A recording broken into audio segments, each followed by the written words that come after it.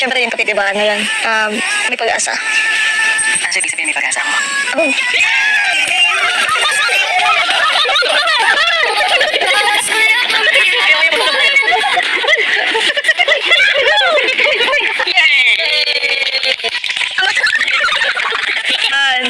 So pag ito din ay pwede itong putukin.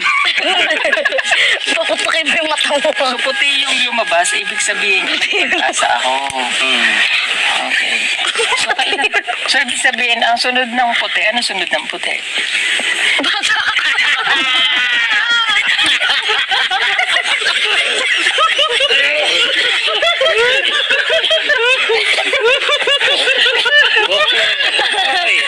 Hindi.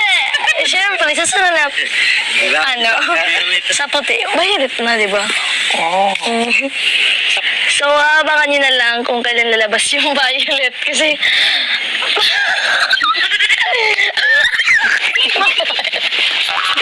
so, abangan nyo na lang kung kailan lalabas yung violet. Kapag violet tayo lahat, syempre.